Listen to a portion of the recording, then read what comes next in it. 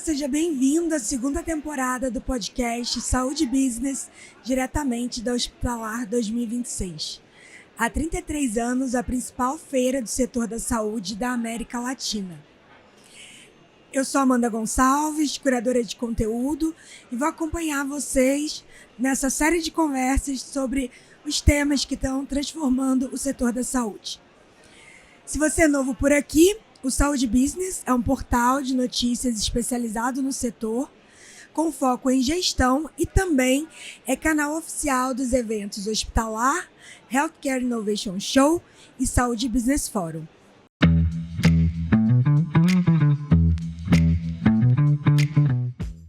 No episódio de hoje, vamos falar sobre um tema que movimenta a oncologia, a gestão hospitalar e as políticas de cuidado. Novos modelos de rastreamento do câncer de próstata e como essa mudança pode impactar a jornada do paciente, evitando desperdícios e tornando o cuidado mais eficiente. Para essa conversa, eu recebo hoje Gustavo Guimarães, responsável pelos departamentos cirúrgicos oncológicos e pela medicina genômica da BP, a Beneficência Portuguesa de São Paulo. Seja bem-vindo, Gustavo. É um prazer estar aqui com você, Amanda, para a gente poder conversar sobre um tema provocante, que causa bastante ansiedade há muito tempo, né? Que tem muitas visões, muitos vieses, muitas discussões e que a grande maioria dos dados estão relacionados ainda com populações fora do Brasil, que não são muito geneticamente semelhantes a nós, né? O Brasil tem uma variabilidade genética gigantesca por conta da própria história e sua miscigenação, e a maioria dos dados que suportam essas políticas são de dados internacionais, como esse artigo também. Então a gente tem que fazer algumas adaptações, concessões e até análises mais para a nossa realidade. O Gustavo, além desse currículo brilhante, tudo que ele vem fazendo pela pesquisa, pela saúde aqui no Brasil, ele é nosso colunista no Saúde Business, e hoje a gente publicou a coluna dele mais recente, falando justamente sobre um novo modelo de rastreio para o câncer de próstata, e a gente vai repercutir mais no detalhe esse assunto aqui no episódio com vocês. Para a gente começar, Gustavo, eu queria saber o que exatamente esse novo modelo de rastreio traz de atualização, o que muda nesse cenário? Historicamente, o rastreamento do câncer de próstata estava muito relacionado ao exame de sangue, que a gente chama de PSA, que na sigla em inglês seria antígeno prostático específico, que não é tão específico como se gostaria, mas esse é o nome e que ficou visto, e a atualização junto com isso com o toque retal, com o exame físico. Mas a medicina mudou, os tempos mudaram, e a gente sempre soube que o fato do PSA estar alterado não é relacionado diretamente a câncer. Doenças benignas, alterações, inflamação, infecção também alteram o PSA. Então existe um gap um pouco largo, grande, entre ter o PSA alterado, que o toque seja normal ou não, e realmente ter um câncer que a gente chama de clinicamente significativo. Logo que o PSA foi descrito e mostrou-se esse benefício, essa relação entre alterações prostáticas e alteração do PSA, muito se teve de interessante, achando que a gente conseguiria assim diagnosticar mais precoce os tumores, e obviamente quanto mais precoce, mais curáveis, menos efeitos colaterais. Isso levou a um boom muito grande na década de 80, final de 80, início de 90, dos screenings, dos rastreamentos populacionais baseado em PSA e TOC. O que levou, ao longo do tempo, sem dúvida, a um diagnóstico mais precoce. A gente vê que em países desenvolvidos como Estados Unidos, que tem mais acesso ao exame, a grande maioria dos pacientes, mais de 70%, 80%, são diagnosticados com doença localizada, diferente da nossa realidade, né, onde a minoria, ou menos de 20%, 30%, são diagnosticados com doença localizada. A maioria é localmente avançada ou mesmo metastática. Mas, por outro lado, isso faz um grande diagnóstico de pacientes que não precisariam tratar. Então, a gente tem um super diagnóstico, uma super indicação terapêutica e muitos efeitos colaterais para isso. Então, sempre teve uma discussão entre os benefícios e os malefícios e quem nesta balança puxava para um lado e para o outro. Então, essa é uma discussão que dura décadas, né? Nas últimas 2 décadas, as 3 décadas, se discute muito os benefícios reais do rastreamento do câncer de próstata. Do ponto de vista populacional, é muita gente, e a gente vai fazer indiscriminadamente. O risco de falsos positivos, de complicações do próprio diagnóstico, não são pequenos. Por isso, essa discussão e o avanço avanço tecnológico levando a otimizar de alguma forma, que é o objetivo até desse estudo muito interessante que saiu recente, né, para propor novas modalidades. A gente estava conversando aqui nos bastidores, né, que no Brasil a gente tem realidades muito distintas, né? A gente tem a saúde suplementar com as suas particularidades e a gente tem a saúde pública também bastante heterogênea. Do ponto de vista clínico, eu queria saber quais são os principais ganhos que esse novo modelo propõe para o sistema de saúde, de modo a tentar evitar desperdício, a ter melhores desfechos clínicos. E eu sei que é um desafio por ter essas realidades tão distintas, mas como que a gente pode enxergar evitar esse desperdício? Quando a gente pensa no screening, como era feito, como se propunha no passado, baseado em exames de PSA, toque retal, e o próximo passo seria a indicação de uma biópsia, a gente tinha muitas biópsias, uma positividade muito baixa dessas biópsias, e mesmo nessa positividade baixa, a gente tinha muito pacientes que baixo risco, que não precisariam de um tratamento e que acabariam sendo submetidos a tratamento. Aquela história em inglês fala de um one size fits all, né? Um tamanho para todo mundo, ele não funciona muito bem aqui, porque a gente acaba submetendo muitas pessoas, não só a ansiedade, medo, risco, complicações e, obviamente, o benefício do tratamento se dilui, não é interessante para eles, a mortalidade não muda. Quando a gente pensa que hoje a gente tem outras tecnologias, como a ressonância nuclear magnética, que pode selecionar melhores candidatos à biópsia, além da estratificação de risco por questões populacionais, raça, por origem, por história familiar e outras questões que podem aumentar ou diminuir o risco de ter um tumor, você estratifica melhor quem fará a biópsia ou não. Esse estudo especificamente, ele comparou dados europeus de quase 40 mil homens com o screening populacional de mulheres para câncer de mama. São tumores totalmente diferentes, biologicamente diferentes, mas que têm uma lógica de rastreio parecidas. Existem exames, quanto mais precoce o diagnóstico, mais tranquilo o tratamento, mais resultados, menos mortalidade, menos complicação. Então, comparou esses 40 mil homens com quase 3 milhões de screening em mulheres com mamografias e biópsias. Por um lado, quando se associou nesses 40 mil homens a ressonância magnética e a estratificação de risco, a indicação da biópsia ela foi muito mais restrita e a positividade aumentou para quase 3/4 das pessoas, 60%, 70% foram positivas, diferente da mama, que é só 10%. Mas os resultados, do ponto de vista de estratificação de quem realmente precisava tratar, ficaram muito semelhantes. Dados históricos de estudos anteriores, multicêntricos, de larga escala, mostrou que, com o passar do tempo, a mortalidade para quem foi convidado ao screening realmente diminui.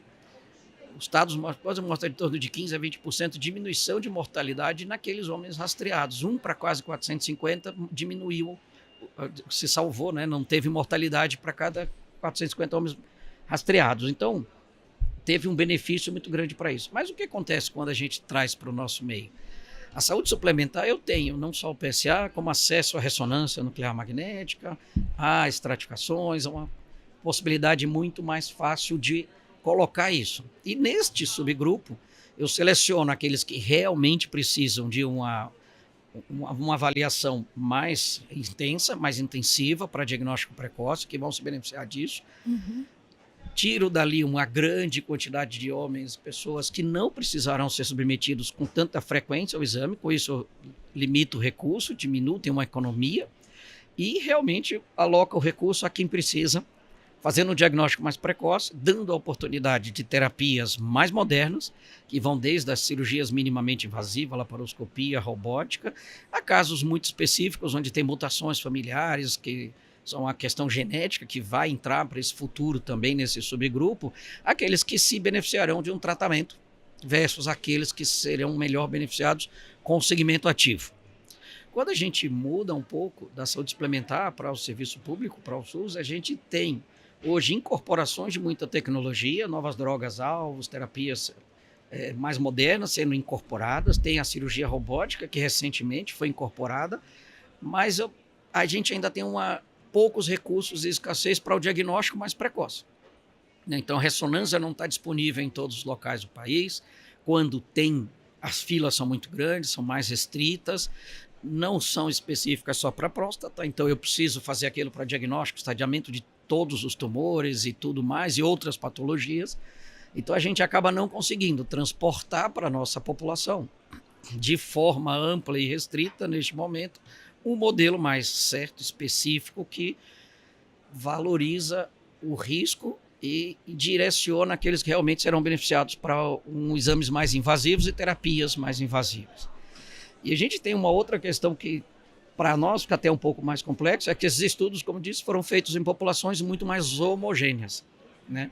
Populações europeias, diferente da nossa. Quando a gente vai ver no Brasil, segundo os dados da Fundação Hospitalar de São Paulo, os registros hospitalares de câncer, dados do Instituto Nacional do Câncer, a gente tem tumores mais agressivos em idades mais precoces. 25 a 30% dos tumores no Brasil já são diagnosticados localmente avançado ou metastático. É um número muito diferente no mundo inteiro. Então, tem uma biologia mais agressiva, provavelmente, é o que os dados mostram. Homens mais jovens, diferente dos dados do mundo, que precisariam ser submetidos à pesquisa deles. Então, ter a oportunidade de segmentar quem realmente vai se beneficiar do screening, não indo para todo mundo. Quem vai se beneficiar desse screening, que necessitará uma biópsia, quem vai ganhar com ela, diminuindo assim os riscos inerentes, como infecção, sangramento e outras complicações da própria biópsia. E quem vai se beneficiar de um tratamento ativo, esses novos modelos trazem para nós muito ganho. Então é uma questão ainda de incorporação que vai levar um tempo, mas pelo menos diferente da guerra no passado de não fazer ou fazer para todo mundo, agora a gente pode trabalhar com políticas mais assertivas para dar acesso a um subgrupo específico que se beneficiará disso. E não tenho dúvida que em breve os painéis genéticos e genômicos vão nos ajudar nessa seleção também, o que vai ser ainda mais assertivo para a população, e mesmo num sistema universal como o nosso, a gente vai conseguir alocar o recurso onde ele precisa e assim economizar, não gastando tanto recurso e sobrecarregando o sistema desde o diagnóstico ao tratamento, com todos, onde não vão ter vantagens e vão ter mais até malefícios do que benefícios. Então existe agora uma luz no fim do túnel, onde a gente pode mirar uma política mais assertiva e com isso, né, mais acesso, mais qualidade. Sim. E melhorando a vida das pessoas. Na saúde pública, com todas as limitações que a gente sabe que existe, de recursos, né? Hoje, o que você avalia como essencial na hora de fazer o rastreamento de câncer, seja ele de próstata ou outro, diante do que é possível hoje? O que a gente precisa avaliar hoje são individualizações para subpopulações ou grupos de maior risco. Uma coisa que a gente está falando muito de tecnologia, cirurgia minimamente invasiva, terapias de imunoterapia, drogas-alvos, terapias celulares, a gente está mirando um futuro tão tecnológico e amplo. Aí esquece do mais simples da medicina, né? Que é a anamnese e uma boa conversa. Então ali, na mesa, na beira-leito, quando o médico pode saber história familiar, antecedentes, fatores de risco, como é os hábitos de vida daquela pessoa, estratificá-los em riscos maiores e riscos menores. Uhum. E assim a gente consegue priorizar aquelas pessoas de mais alto risco para o screening, mesmo que seja o método tradicional anual ou bianual, aqueles que podem fazer o seu screening a cada 3 ou 4 anos e otimizar recursos. Programas muito claros, onde esses dados sejam acordados e bem estruturados, com a iniciativa pública e privada, com os grandes grupos de pesquisa, com os grupos de terapia, com os hospitais de excelência no âmbito do próprio do PROAD, com os hospitais universitários, poderiam criar dados nacionais mais robustos e, assim, uma estratégia nacional de screening que não visasse só o tudo ou nada né? O que a gente, então, óbvio que sempre vai ficar pequenos grupos, talvez que não se beneficiem nem de um nem de outro, mas a gente pega a grande, imensa maioria, 90, 95, 97,5%, né? Uma curva de Gauss, para que eles ganhem o máximo de benefício e otimizando. Com isso, eu teria uma fila menos forçada de exames, com isso eu teria uma fila menos forçada para diagnóstico, consequentemente menos gargalo para terapias e otimização de recursos em toda a escala. Né? Esses dados mostram que é possível estratificar essas populações, seja para mama, seja para colo retal, seja para câncer de próstata, que nesses 3 que eu disse são os mais incidentes no Brasil, né? Fora pele e não melanoma, no homem é próstata e câncer coloretal, na mulher é mama e câncer coloretal. E a gente pode lançar a mão, né, para os 3 principais cânceres de maior incidência, de maior mortalidade no nosso meio, que a gente foque e com isso sobra um pouco de recurso para a gente fazer e crescer para os outros. Então é uma questão de política, de acordos, né, em que a gente pode mirar. E esses dados, mesmo de fora, mostram que sim, há um meio termo que a gente pode começar a discutir com isso como política, como foco, para trazer o melhor para a população. Se a gente já tem acesso hoje à robótica, a gente já tem acesso hoje à terapia mais modernas, como imunoterapias para vários desses tumores, agora está na hora de a gente focar o diagnóstico mais precoce. Quanto mais precoce, menos forçado a gente vai ter, menos necessidade de terapias de alto custo, como terapias como quimioterapia, radioterapia ou terapias avançadas, podendo focar no tratamento primário da doença localizada, onde o meu resultado é muito melhor do ponto de custo, e aí eu pego essas pessoas numa fase produtiva para voltar para o meio e ser produtivo para o país, para a família, para tudo em volta, né? Então é um ciclo vicioso. Acho que há uma vontade política e uma vontade social muito forte para ir por esse caminho, né? E esses dados reforçam a necessidade da gente se organizar. Esses novos modelos de rastreio, como esse do câncer de próstata que você tratou na sua coluna, ele melhora inegavelmente o cuidado ao paciente, né? Torna-se uma assistência mais efetiva. Falando novamente do aspecto da gestão, eu queria saber o que isso contribui para ter um planejamento de fluxo cirúrgico, de uso de tecnologia e um planejamento assistencial mais direcionado ao acerto e não ao erro. Imagina que quando a gente vai trazer o diagnóstico para uma fase mais precoce, eu vou ter uma necessidade maior de exames diagnósticos numa fase inicial, vou ter uma necessidade maior talvez de terapias cirúrgicas ou terapias locais, como radioterapia, terapia cirúrgica minimamente invasiva, seja ela robótica, laparoscópica, ou até a tradicional aberta no local, e diminuir a necessidade de recursos na doença avançada. Então a gente vai precisar, como gestores locais também, reorganizar o recurso. Se hoje eu tenho no Brasil que 1/3 são localmente avançados metastáticos, eu tenho uma grande quantidade de recursos alocado para tratar pessoas onde o resultado é muito ruim, onde eu acabo gastando muito para trazer pouco benefício em um período muito curto, né? Então eu trago pouco vantagem para o sistema. E se eu trago as pessoas para mais o início na curva da linha, na jornada do paciente do cuidado, ou seja, num diagnóstico muito mais precoce, vou precisar realocar esses recursos, né? Pensando assim em fortalecer o diagnóstico precoce, fortalecer a possibilidade de acesso para as terapias locais, que hoje no câncer de próstata seriam basicamente cirurgia e radioterapia, para tratar o câncer localizado. Muito mais baratos do que a quimioterapia, terapia-alvo, hormonioterapia, terapia de suporte, terapias paliativas, futuras e tentativa até de evitar complicações, né? Então isso é muito caro por uma fase muito curta da vida, com poucos resultados e muitos efeitos colaterais. Então todo o sistema terá que ser redesenhado para puxar para o início para fazer isso. E óbvio, quando eu começar a introduzir aí a biologia molecular, a genômica, a gente vai ter mais um fato onde vai fazer quem realmente precisa ser tratado e como, né? Então, vai nos permitir, em curto prazo, a que a gente mude, como foi no câncer de rim, como já foi no câncer de mama, em vez de tratar o órgão inteiro, tratar uma porção doente do órgão. No passado, todos os cânceres de mama eram feitos a mastectomia radical. Hoje a gente faz uma mastectomia restrita e até cirurgia redutora de risco. Faz a mastectomia subcutânea e reconstrói a mama, mantendo a estética, mantendo a qualidade de vida, mantendo isso. No início, os tumores de rim quase todos iam para a nefrectomia radical, tirava o rim inteiro. Hoje a gente consegue mesmo tumores grandes fazer nefre parcial, preservando função renal, diminuindo riscos, complicações de insuficiência renal, hemodiálise e outros tratamentos, até mesmo as questões de infarto, riscos de derrame, que ter um só rim aumenta um pouco em relação a quem tem ainda os rins mantidos.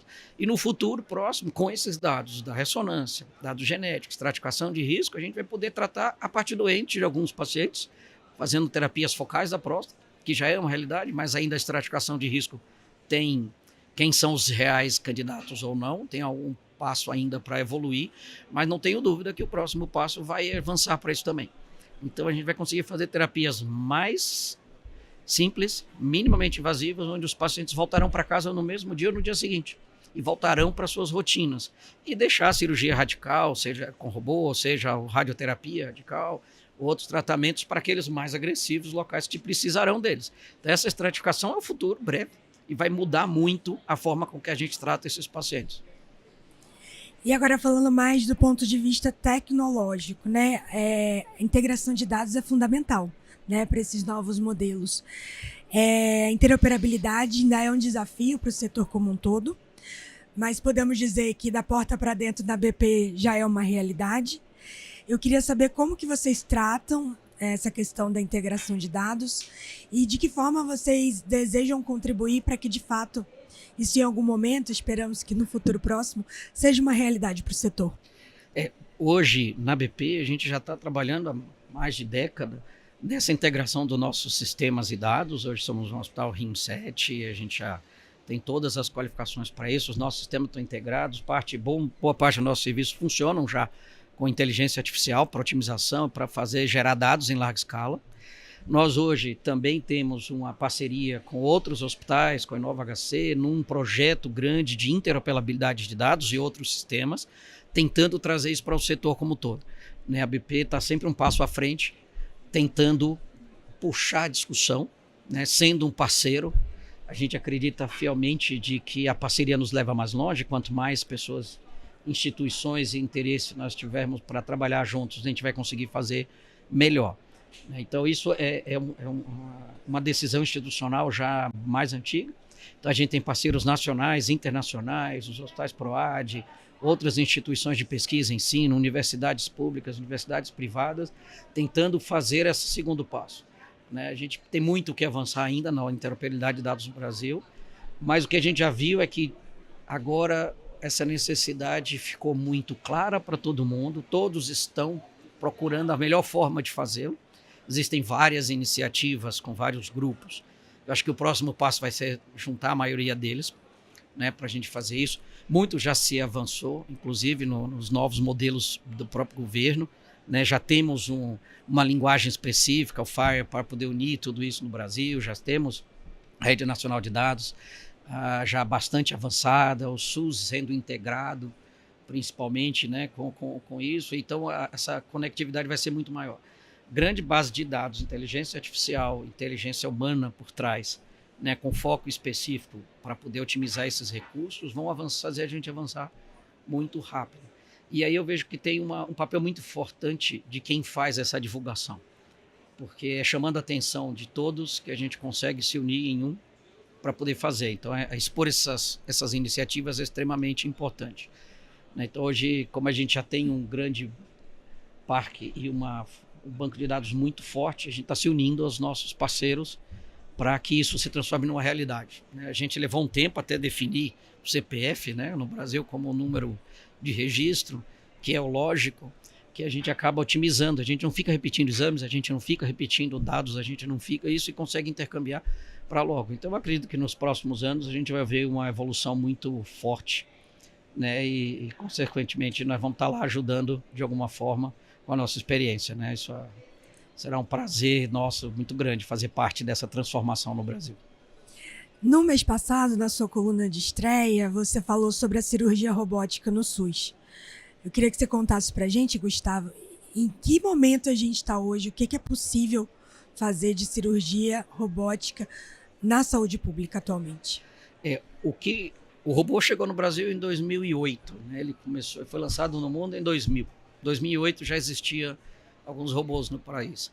Até 2013 ele ficou restrito praticamente a hospitais de luxo, hospitais de marca, com acesso muito restrito a todo mundo. Daí em diante as coisas começaram a evoluir com mais velocidade, até que nos últimos 7, 8, 10 anos no máximo, vários hospitais públicos tinham já, muitos em modelo de pesquisa, alguns com o objetivo específico de fazer uma coisa importante para o país, dados de custo e efetividade da incorporação no SUS. No mundo, o grande carro-chefe da cirurgia robótica foi a cirurgia da próstata. E os dados globais mostravam que com uma certa quantidade de casos ano por instituição, em torno de 250, ele era viável e custo efetivo a sua incorporação. Mas, obviamente, nós temos uma questão fiscal, temos uma questão de câmbio, temos uma questão própria da nossa coisa, ficou um pouco mais difícil de ver dados nacionais. E essas primeiras instituições, não só públicas como privadas, começaram a trazer esses dados para que há um ano atrás a Conitec tenha incorporado a cirurgia robótica para o tratamento de câncer de próstata no Serviço Único de Saúde. Isso é um avanço. Que a gente já sabe, e hoje no serviço, na saúde suplementar e no mundo, a robótica é usada para quase tudo que possa ser feito com laparoscopia. O robô, na verdade, é uma cirurgia laparoscópica assistida com a tecnologia robótica. Então, um console aonde o médico vai mexer uns joysticks para controlar braços robóticos com extrema precisão. Então, a gente utiliza ele em quase todas as cirurgias urológicas, rim, bexiga, próstata, etc. Utiliza para estômago, esôfago, utiliza para tumores ginecológicos, para cirurgias benignas ginecológicas, endometriose, tumores de pulmão, cabeça e pescoço. Então, basicamente, tudo onde você tratava com laparoscopia ou algo minimamente invasivo hoje, o robô já é possível ser utilizado para trazer benefícios. Os próximos passos que já estão acontecendo e nessas outras especialidades é também custo efetivo? Uma das grandes barreiras para mostrar que era custo efetivo era a incorporação da tecnologia. É cara. O robô por si só é caro, os insumos são caros, são importados. Se você rompeu essa barreira, ele já está disponível, a incorporação para uma outra. O cálculo daqui para frente é um pouquinho diferente. Então, eu acredito que nos próximos anos nós vamos ver incorporações cada vez mais rápidas dessas outras especialidades, né? Porque em tudo que foi feito praticamente no mundo hoje, quase nenhum mostrou o robô ser inferior.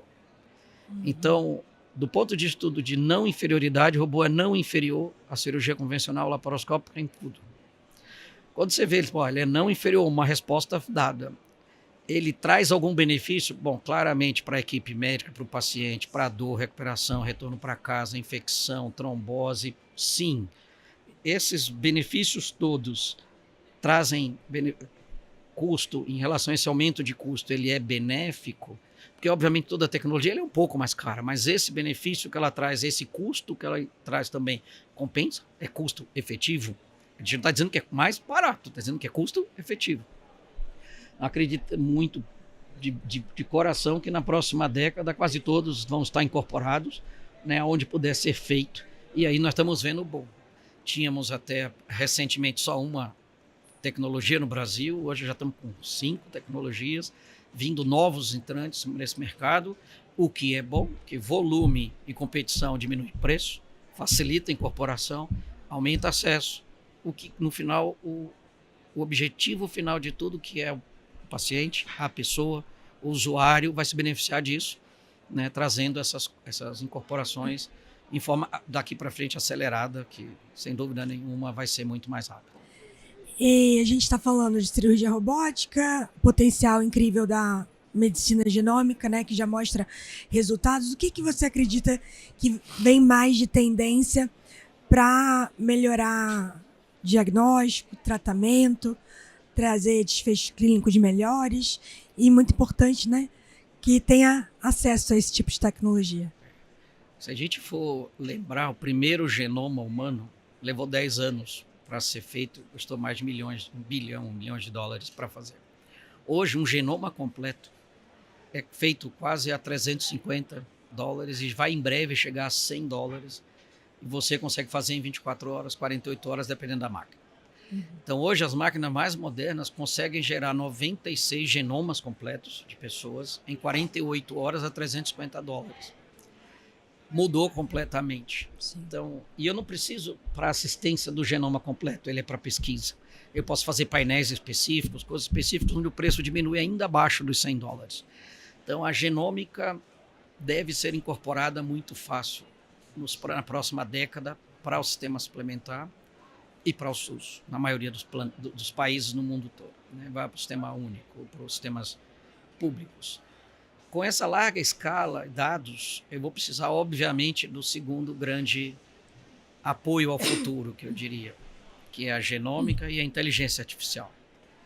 Nós estamos falando de um genoma completo hoje entre 50 a 100 gigabytes de dados. Então, quando a gente fala em 100 mil genomas, que é o projeto Genoma Brasil, nós estamos falando em torno de 19 a 20 petabytes.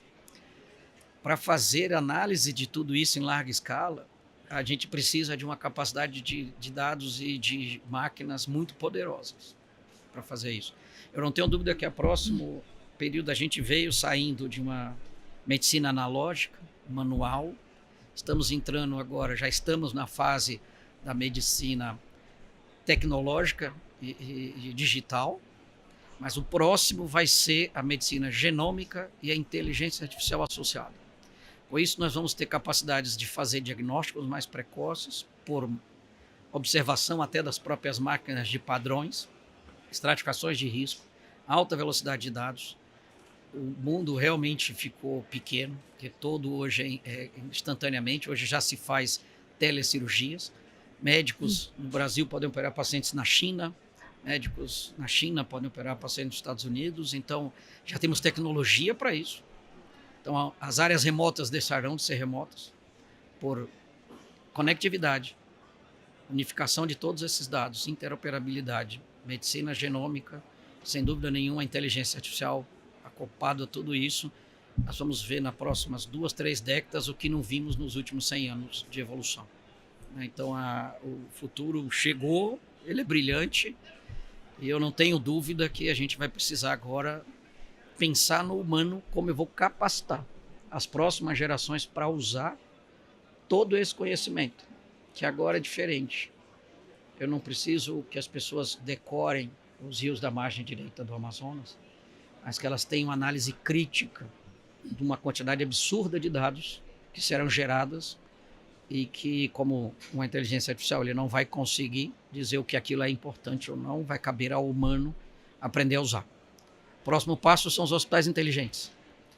E eu preciso criar uma geração de profissionais para esses hospitais. Eu vou precisar criar todo um novo mercado. A inteligência artificial não veio para acabar com o emprego. Ele veio para transformar a forma de trabalhar. Então eu preciso, nas faculdades, ensinar como lidar com elas.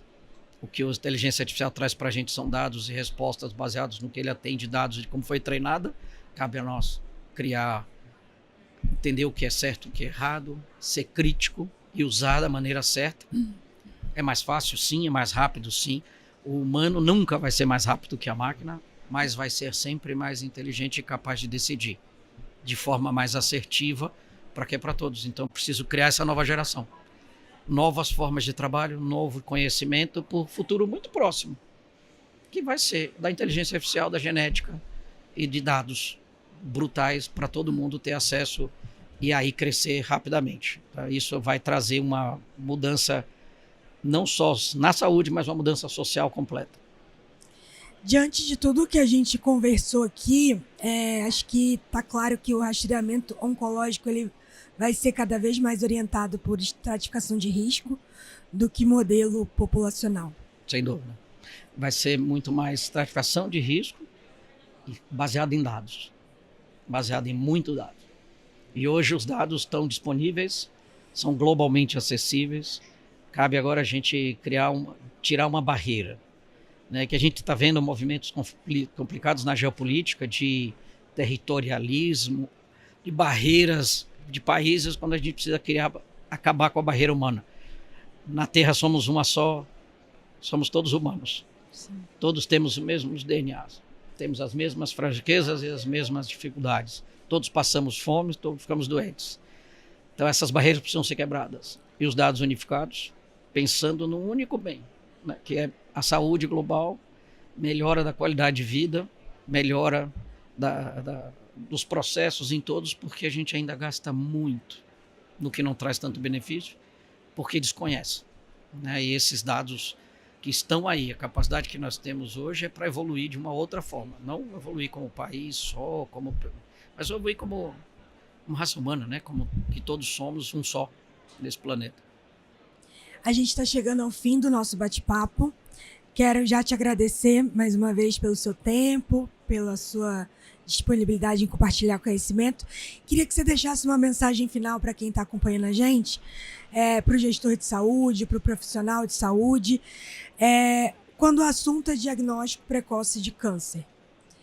O que você orienta assim, de mais importante? Eu vou dar um passinho atrás. Tá bom. A minha principal sugestão para todo mundo é: cuide da sua saúde. Faça exercício físico regularmente. Tenha uma alimentação saudável. Diminua o estresse. Durma melhor. Foque na sua saúde e dos seus filhos. A gente vai ter menos diagnósticos para fazer. A prevenção é muito melhor do que o diagnóstico precoce. O diagnóstico muito precoce é bem melhor do que fazer o diagnóstico tardio e os tratamentos mais agressivos. Então, se a gente hoje pudesse mudar, invista muito na sua saúde, invista no exercício físico, gasto energético. Está comprovado que muda até a expressão gênica. Então, fazer ginástica, fazer exercício, ter uma vida saudável é melhor para tudo. E não é só para câncer. Para tudo. Para tudo. Para os dados cardiovasculares, respiratórios, função renal, sabe? Hoje, um dos grandes males do mundo atual, que é as doenças mentais, burnout, estresse, depressão. Esse estilo de vida muda tudo e melhora tudo. E se não conseguimos, vá ao médico precocemente, faça os exames. Não fique ansioso se o seu médico te fez uma estratificação de risco e não te pediu algo, porque você não precisa. Né? Então, para o gestor, invista em qualidade da assistência, invista em sistemas de suporte à decisão que colabore com o médico, que não restrinja a decisão médica, e que isso vai trazer um benefício enorme. Porque o diagnóstico precoce, pessoas saudáveis vão tirar menos a pressão. A gente vai continuar envelhecendo, a gente vai continuar adoecendo, então a gente não precisa ter uma lógica de mercado, né, onde a gente predispõe a volume, onde a gente muda o modelo, né, porque se a gente for pensar, hoje a gente trata o nosso cliente da saúde suplementar como usuário. Eu queria que ele não usasse.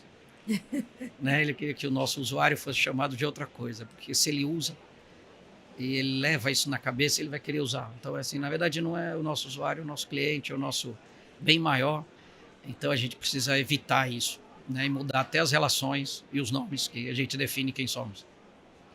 Obrigada, Gustavo. Foi um prazer ter você aqui. Eu que agradeço. Estou à disposição. Obrigado para todos. A você que nos acompanha, se você quer saber mais, acesse a coluna do Gustavo Guimarães no Saúde Business e eu te vejo no próximo episódio.